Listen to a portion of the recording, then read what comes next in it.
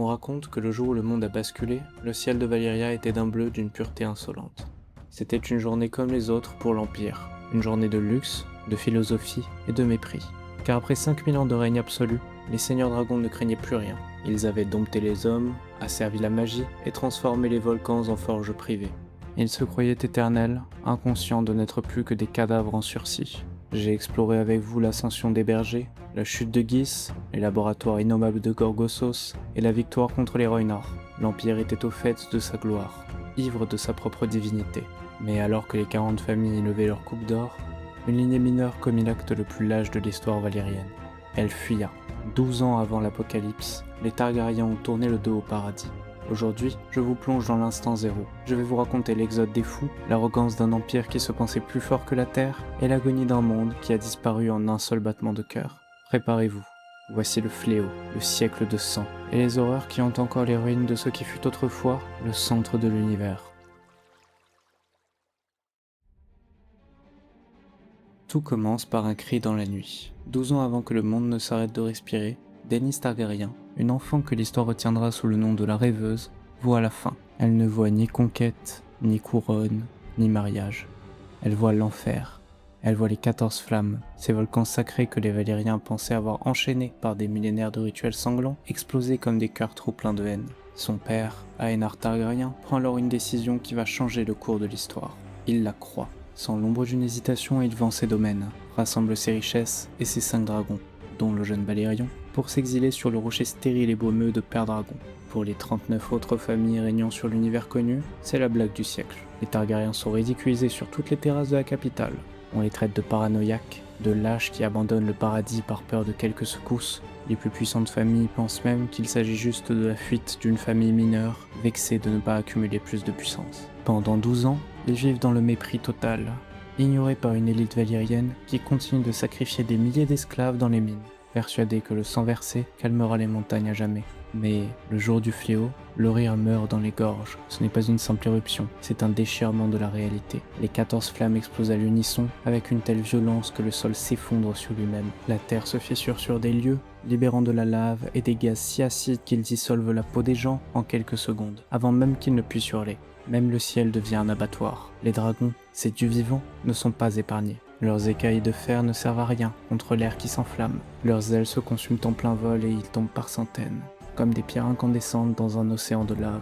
En une seule journée, 5000 ans de civilisation, d'art interdit et de sorcellerie sont rayés de la carte. Fidèle à elle-même, Valyria ne s'est pas contentée de mourir. Elle a été gommée de l'existence de la manière la plus violente qui soit. L'Empire s'est éteint, laissant derrière lui une plaie ouverte qui, 4 siècles plus tard, refuse toujours de cicatriser.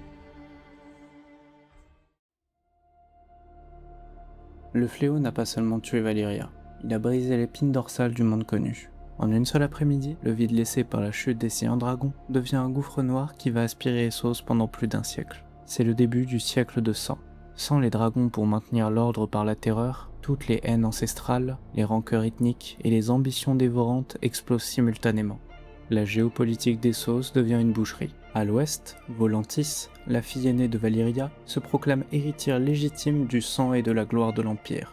Là-bas, l'obsession de la pureté a atteint des sommets maladifs. Sans une lignée remontant à l'ancienne Valyria, vous n'êtes rien de plus que de la poussière. Les nobles volantins s'enferment derrière la muraille noire, un édifice de pierre fondue mesurant plus de 60 mètres où aucun étranger, aucun affranchi, ni aucun esclave n'a le droit de poser le pied. Un conflit éclata au sein de cette noblesse. 2 groupes se formèrent, chacun ayant le même objectif, mais des manières différentes d'y parvenir. Les premiers, surnommés les Tigres, souhaitaient rétablir l'honneur de l'ancienne Valyria par la force. Le second groupe, les Éléphants, souhaitait le faire par le commerce. Les Tigres gagnèrent le débat et commencèrent à attaquer les autres cités libres. Ils ont d'abord pris Lys, ensuite ils ont dévasté Myre, et on a cru voir l'ombre des dragons renaître. Mais Volantis a sous-estimé la haine universelle dont les dragons protégeaient Valyria. Une résistance se mit en place, une coalition de pragmatiques et de révoltés. Braavos, la cité fondée par des esclaves fugitifs, ne pouvait tolérer la renaissance de ses anciens bourreaux. Fidèles à leur dogme, les Bravians ont fourni une flotte de guerre massive à un prince lysien en exil pour briser le blocus volantin. Même des renforts improbables vinrent de l'autre côté de la mer, Westeros. Lord Argilac l'Arrogant, dernier roi de l'orage de la maison du Randon, a mené une armée de chevaliers d'acier dans les terres de la dispute pour écraser les légions de Volantis. Mais il n'était pas le seul renfort venu de l'ouest. L'étau se referma lorsqu'un jeune Aegon Targaryen quitta Pendragon sur le dos de Balerion. En rejoignant la coalition, il ne fit pas qu'aider les cités libres. Il rappelait à Volantis qu'il était le seul et unique seigneur dragon.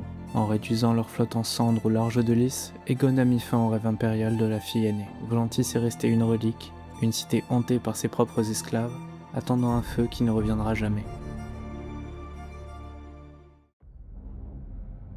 Alors que les cités côtières se battaient pour des ruines, un fléau d'une toute autre nature se levait dans les plaines centrales. Pendant des millénaires, les Dothraki avaient été confinés à l'est par la peur des dragons. Un seul vol de reconnaissance valyrien suffisait à maintenir les hordes dans le silence. Mais le ciel était désormais vide. Le fléau a agi comme une libération pour les seigneurs des chevaux. Sous la bannière du Kalmengo puis de son fils Moro, une véritable revanche face au reste des Ssos prit place. Les Dothraki ne cherchaient pas à conquérir. Ils voulaient juste transformer le monde en une prairie infinie.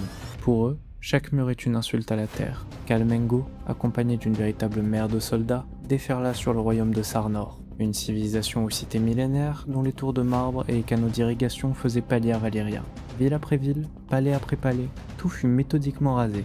Sarnath, la cité des hautes tours, fut démantelée pierre par pierre. Les Dothraki ne se contentaient pas de piller l'or, ils pillaient aussi les dieux.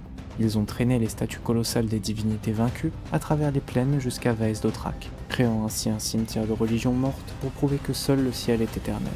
Le climax de cette terreur survint aux portes de Qohor. Le Khal Témo s'y présenta avec une horde de 50 000 cavaliers.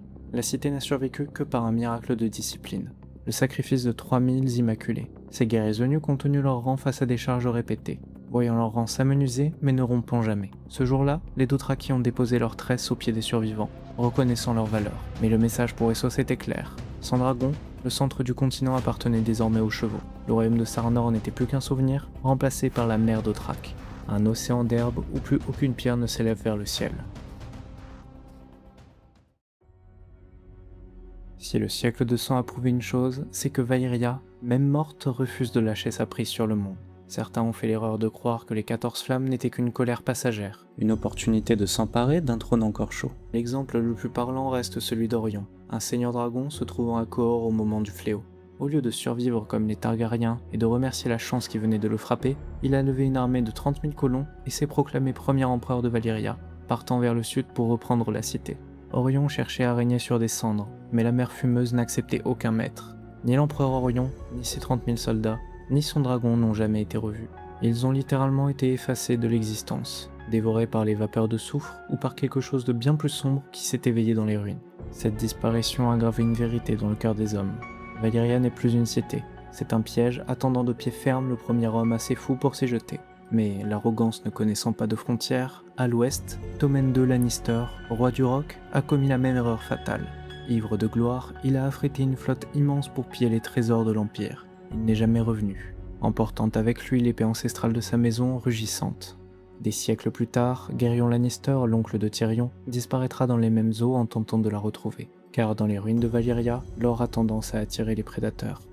Mais ces disparitions ne sont rien face au retour de la princesse Aerea Targaryen. Partie sur le dos de Balerion, elle est la seule Targaryenne à être revenue de Valyria vivante, si l'on peut appeler cela la vie. À son retour sur Pendragon, sa peau était presque en feu. Les maîtres ayant assisté à la fin de sa vie en ont été choqués pour le reste de la leur. Des créatures semblables à des vers avec des visages humains rampaient sous sa chair, déformant ses membres et la dévorant de l'intérieur. Quand elle a finalement rendu l'âme dans une agonie que même le lait de pavot ne pouvait calmer, son corps a fondu, libérant les vers à tête et à bras humains. Valyria n'est plus le berceau de la civilisation, c'est un laboratoire de cauchemar où la magie a muté pour devenir un poison absolu. Quiconque y pose le pied ne revient jamais vraiment. Valyria ne se résume pas à une explosion ou à une chute.